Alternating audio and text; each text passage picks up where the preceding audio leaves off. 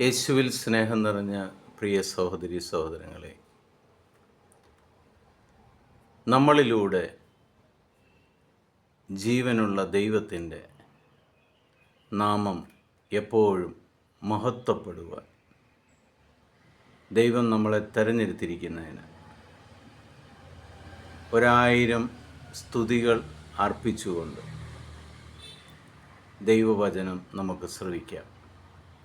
ഇന്ന് നമ്മൾ ശ്രവിക്കുന്ന തിരുവചന ഭാഗം മത്തായിയുടെ സുവിശേഷം 4-ാം അധ്യായം 2-ാം തിരുവചനം.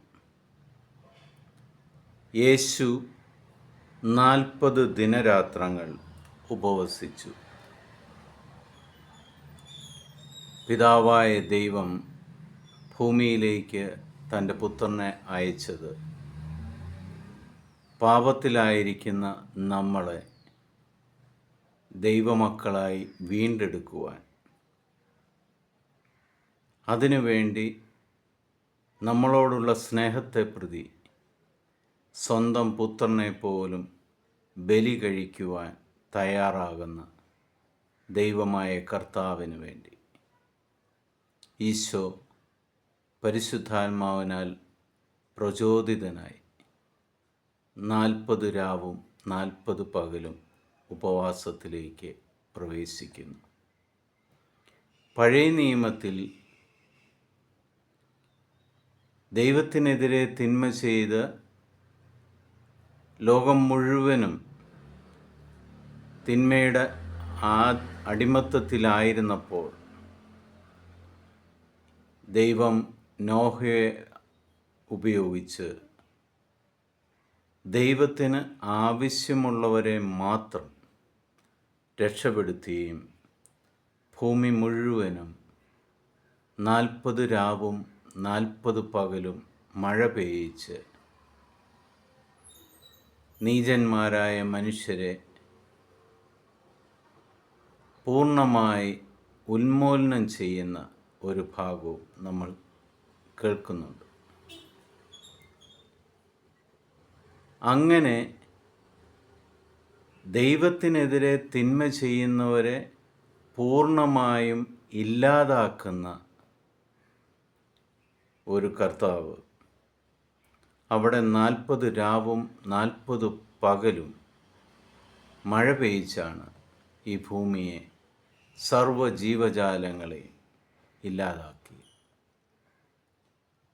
എന്നാൽ പുതിയ നിയമത്തിൽ തൻ്റെ പുത്രനെ ബലിയർപ്പിക്കുവാൻ ഈ ലോകത്ത് താൻ സൃഷ്ടിച്ച മക്കളായ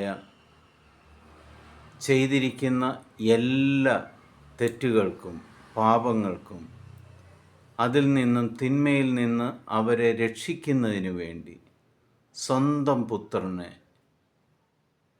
ബലി കൊടുക്കുവാൻ തയ്യാറാകുന്ന ഒരു ദൈവത്തെ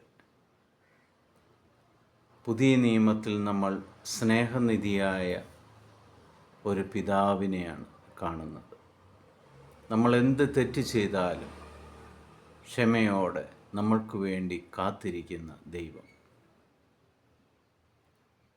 പ്രിയ സഹോദരി സഹോദരങ്ങളെ, നമ്മൾ ഈ നോമ്പും ഉപവാസവും അനുഷ്ഠിക്കുന്ന ഈ സമയം നമ്മളിലുള്ള തിന്മയെ നമ്മുടെ ഉപവാസം വഴി തകർത്ത് കളയണം. നമ്മളിലേക്ക് ഈശോ വന്ന് എല്ലാ തിന്മയുടെ മേലും വിജയം വരിക്കുന്നതിന് വേണ്ടി ഈ ഉപവാസം നിങ്ങളെ മാറ്റട്ടെ എന്ന് പ്രാർത്ഥിക്കുന്നു. പിതാവായ ദൈവവും പുത്രനായ ഈശോ മിശിഹായി പരിശുദ്ധാത്മാവ് നിങ്ങളെ അതിനു വേണ്ടി സമൃദ്ധമായിട്ട് അനുഗ്രഹിക്കട്ടെ.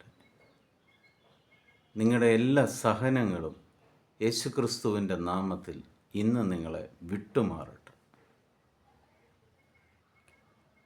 ദൈവത്തോടു കൂടിയായിരിക്കാൻ, ദൈവത്തിലേക്ക് കൂടുതൽ അടുക്കുവാൻ ഈ ഉപവാസം, ഈ നോമ്പാചരണം നിങ്ങളെ ബലപ്പെടുത്തട്ടെ എന്ന് പ്രാർത്ഥിക്കുന്നു. ഈശോ മിശിഹായ്ക്ക് സ്തുതിയായിരിക്കട്ടെ.